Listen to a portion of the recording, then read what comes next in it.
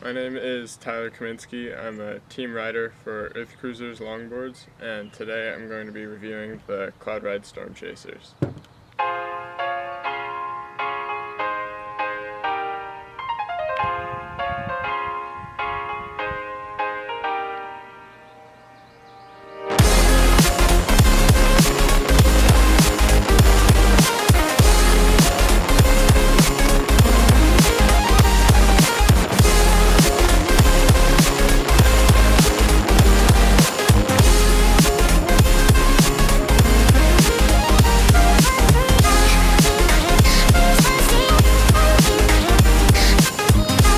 These wheels are 73 millimeters tall. They are 77A.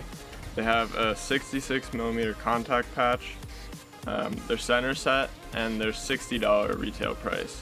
Out of the package, I assume that these would actually be really grippy because they have such a large contact patch and they're soft, and they're race wheels, but they're actually pretty slidey, much slidier than I expected. The first time I rode them, it was actually this same set, was at Soldiers of Downhill, and I put them on and I almost slid out in the corner because I was expecting to have to kick a lot harder than I did, but they initiate pretty easily, especially when you're going a decent speed, and they have a really smooth slide that doesn't slow you down as quickly as you would expect.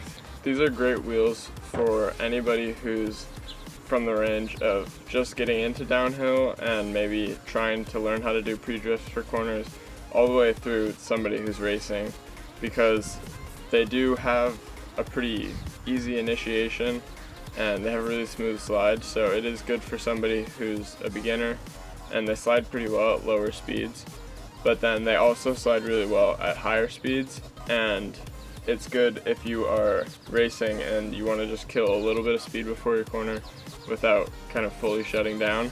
They're really good at scrubbing a little bit of speed and then hooking back up and going back in the straight line.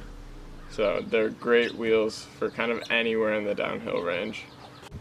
I think these wheels are really good for downhill runs that you have a lot of slides that you want to throw, or sometimes if there's a corner that you want to slide but you don't necessarily need to, it's fun to throw like a little scrub, and you don't lose a lot of your speed, so you can maintain a pretty good speed through corners while still throwing drifts, which is fun.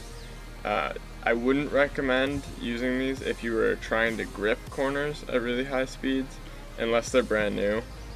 Once the skin comes off of these wheels, it does get a little kind of, I don't want to say inconsistent, but it is, sometimes you're not sure whether or not you actually can grip a corner, and like you'll come in and you think that you'll be able to grip it, but you might slide out a little bit, and that's usually not a good thing if you're going pretty quickly.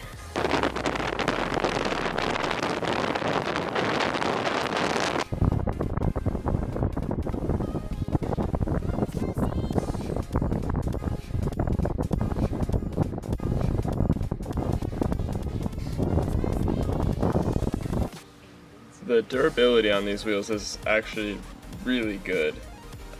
I've put a lot of time riding on these, and they haven't worn down much at all. I would have expected much more wear by now.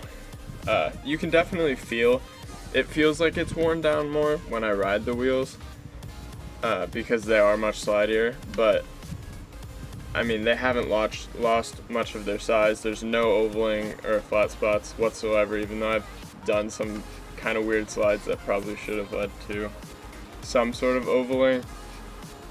But they're really durable wheels, and I think even though they're $60, which is pretty expensive as far as downhill wheels go, they are worth it because they will last you forever, and it's one of those things where you can kind of throw it on your race board, ride it until it's getting a little slidey. You can put it on a slide board, then slide them for a while. If you get sick of that, you can throw them on a cruiser, and they're great wheels to cruise around because they're super smooth, and it'll roll over cracks really well. So you definitely can get your money's worth out of them, and they last for pretty much forever.